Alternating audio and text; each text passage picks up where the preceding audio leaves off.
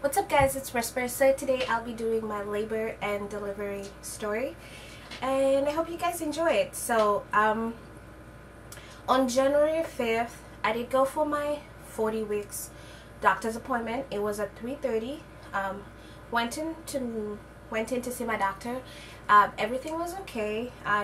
He did the measurements, the cervix check and all that, and because I was 40 weeks he decided he's gonna go ahead and book me induction because I was due the next day on the 6th, and he was like, nothing has changed, you haven't your effaced hasn't changed and your dilation hasn't changed yet, so we're gonna go ahead and book you an induction date. So he went ahead and booked induction date for January the 8th on a Thursday, and also he had told me that he was predicting that I was gonna go into labor before Thursday, and so I was kind of optimistic about it. Then I was having contractions and they were not that strong, they're just like normal normal menstrual cramps, and I don't have painful menstrual cramps. I have I do have sometimes painful ones and sometimes I have mild ones, so it was like the really mild ones, so it wasn't that bad. I could handle all of it. So that was January 5th. After my doctor's appointment I went back home, so started my labor at 7 p.m. I was just sitting in bed and I was watching that season for like a long time, so I was watching Desperate Housewife, and so I started feeling pain and it was like, oh, I think this is it. So I was like, okay, I'll just keep on watching for it and see how it goes. And so I was able to go to sleep from like 8:30 to like 12, and when it reached 12 o'clock they was so painful that I couldn't, the contractions were so painful that I couldn't sit on the bed, so I just had to like stand beside my bed and just like pace around and try to get them out. So I did that between like 12 and 4 o'clock as I was counting them, because I started counting them. They were like 3 minutes, they were like 5 minutes apart. No, they started at 30 minutes apart, then they came to like 10 minutes apart, then 5 minutes apart, which were like painful but I could still handle them. So when it reached at 4 o'clock I was like, no, I can't handle this anymore. So got ready to go into the hospital. I didn't even take a shower. I just got ready, like washed my face, and because I was up all night and I was drinking the tablet at 10 p.m. because I was like, I think I need that. That was relieving the pain that I was having. So at 10 p.m. Hey, so it's 5:13 on January the 6th and we're going to labor. And so I left for the hospital at 5:13. I arrived at the hospital around 5:45. I was going really slow because I had a really bad contractions in the car, that because most of the time I want to stand up when I'm having the contractions, but they were really painful that I couldn't even do anything because I was in the car, so I just had to like hold that, and that was really painful. Okay, so we got to the hospital and we did the check-in, and I was admitted into the labor and delivery. So everything, like I got admitted around 6:15. I was into my room. They'd already given me a gown, and yeah, they already told me, yeah, you are being admitted, because I changed. When I got into the hospital I was at 4 centimeters and 80% effaced, so they had to keep me because I had changed. And so yep, they called my doctor. My doctor said he's on his way, he's gonna be coming to check me. Okay, so I'm sitting on the farthest corner, like you can see, and as you look around, so this is just a couch I'm sitting on, and then over there is where my stuff is, and then that's the TV. Then as you go around, that's the little, I don't know what that is, that's the bathing ball that I was using. Then that's the bed, which is kind of really uncomfortable, that I haven't liked it at all. Then I have IV going on, like you can see, I have IVs going on into my system. And yeah, I don't know if you can see all that far. That's the door to come in. Pain wise, I would say a 10. Seriously, it's painful.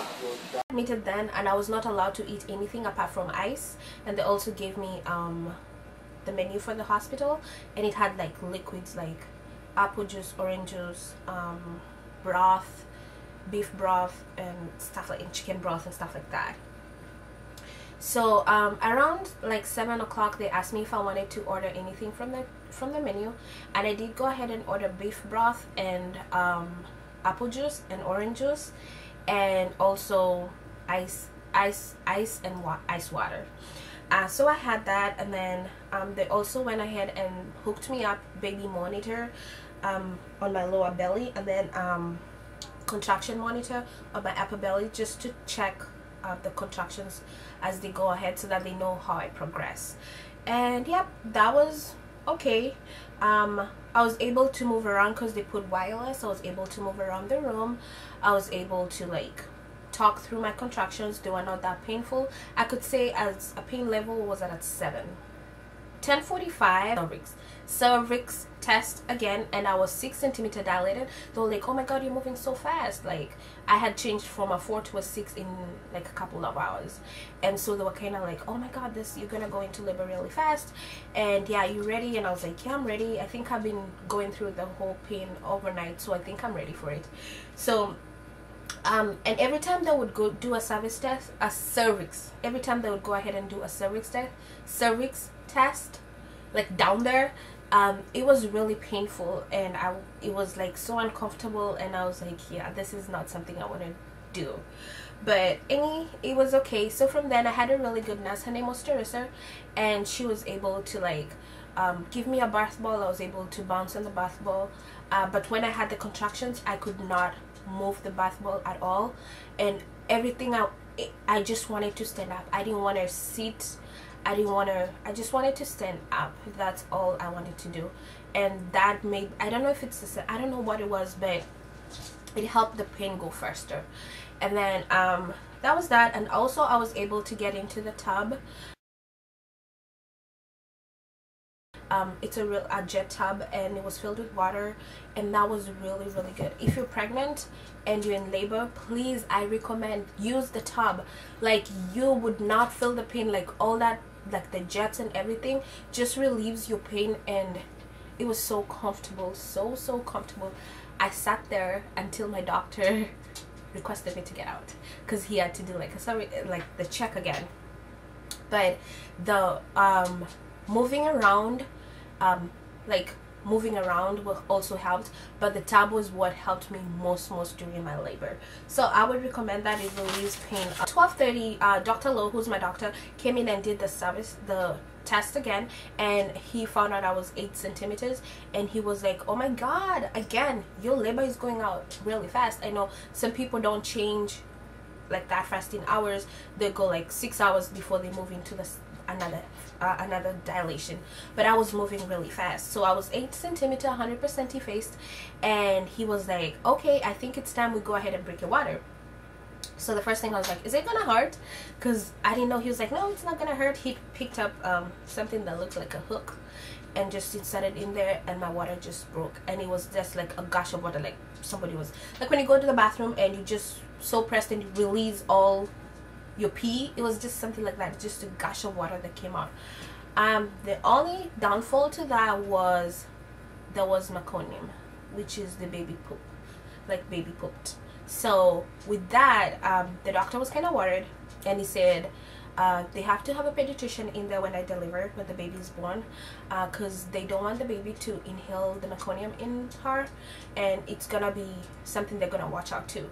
And he went ahead and told me, I know we have talked about your birth plan, you don't want a C-section, but Risper, this is something you have to consider, because with the meconium being in there, we have to consider doing a C-section in case. So that was something again that worried me, and I sat there. I done my research. I was ready for a C-section or a natural birth, but my mind was focused on a natural birth. So C-section was kind of like off my mind, but when he said it, I had to think about it. And so I called my mom, and I was crying. I'm like, mommy, I have to do a C-section, and so, and she was like, no, you don't have to worry about it.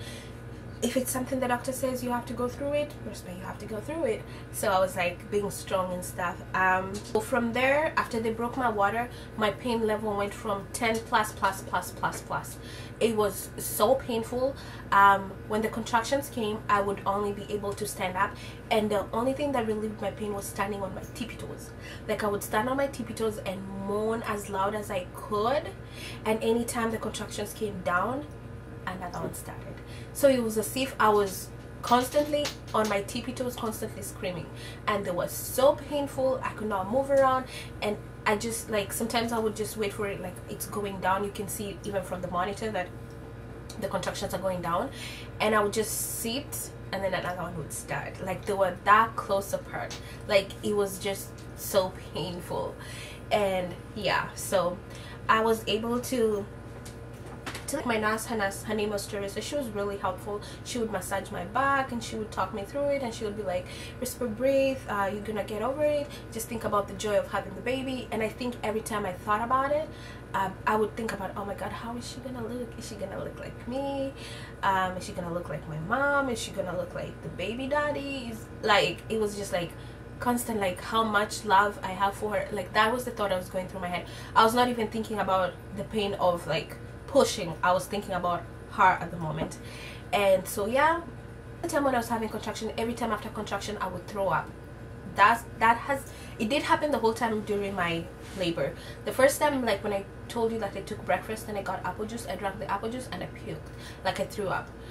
Then when I was having the contractions again, I did throw up again, every contractions. And so there was one time I didn't even throw up on myself because I didn't have the bag close to me, so I threw up on myself. And the nurse was really nice. She helped me clean up and change into a different gown, and like she changed me in the process of a contraction, and I was screaming and I was like, I would rather be naked. Yeah, but it was awesome. Like she's such a nice lady. So if you're in my area and you want to, I don't know if you can request a nurse, but she was really helpful. Her name is Teresa. She was really nice. So yeah, then at 1 p.m. I did ask for medication because they were really painful, and they did go ahead and give me medication. I don't remember the name of it, but it was kind of made me drowsy and kind of drunk, and I wasn't yes, I would feel the contractions, but not that much. So I was able even to take a nap. Yeah, you would take a nap. I was able to take a nap, but I was not able to take a nap on the bed. I was able to take a nap on the couch because the bed was so uncomfortable, like so uncomfortable I couldn't even handle it. Even when giving birth, I kept on complaining, like during pushing I kept on complaining that this bed was so uncomfortable. So yep, I was able to take a nap. And then around so at 2:30, the nurse, I noticed the nurse was checking the baby monitor a lot, and I asked her what was going on, and she was like, no, everything is fine, I'm just checking to see if everything is okay. But then it ended up into the point that another nurse came in and she was checking, and then they ended up checking my cervix and stuff like that. So I was like, what is going on? And then at 3 o'clock, that's when they told me, hey Risper, your baby's in distress and we need to, I think you're gonna have to start pushing. So they brought the whole thing, the baby stuff, they brought them in, and then they started prepping me. They took the bed, the bottom part of the bed, and then had me put my legs up in a pushing position, showed me how to hold my legs. And then the doctor, at 3:15, the doctor and the pediatrician came in, and that's when they told me I have to start pushing. And so in the process I was like pushing, Dr. Lowe was like, Risper, remember how you said you don't want, because in my birth plan I'd written also, I don't want my baby vacuumed or using any tools to get around, or I didn't want even to be snipped or to be cut. I had written that in my back plan. But now Dr. Lowe was like, Risper, it seems as if we have to vacuum your baby out. You have to make the decision. And I was like, oh, and he yelled at me as like, Risper, you have to make the decision. And so I was like, okay, fine, if it's gonna help her, okay. So she goes, push. And so I did push for the last time, and she was vacuumed out. And so she was born at 3:44, and she was healthy baby. She didn't cry at the moment because they were avoiding her from inhaling the meconium. So when she was born, a few seconds later, I kept on yelling, "Why isn't she crying?" And the pediatrician was like, "Wait a few minutes, Risper, wait," and then she cried. That was the happiest moment of my life, when she just had her cry. Like, it was the happiest moment of my life. Like, I don't know, it was just hearing her cry. Oh my god, I'm gonna be teary. Just hearing her cry, and it was the happiest moment, like knowing she's okay. And I asked the pediatrician, is everything okay with her? And he was like, yeah, she's fine, everything is fine with her, she didn't inhale any meconium or anything, she's okay. And so I was like, thank God. I'm like, thank God, because I'd prayed and I'd asked God, please God, I hope everything is okay. I didn't want a C-section. Thank you, Lord, that I didn't have a C-section. And I prayed that she be okay. And so it was finally nice to know that she was okay. Then they ended up putting her on me for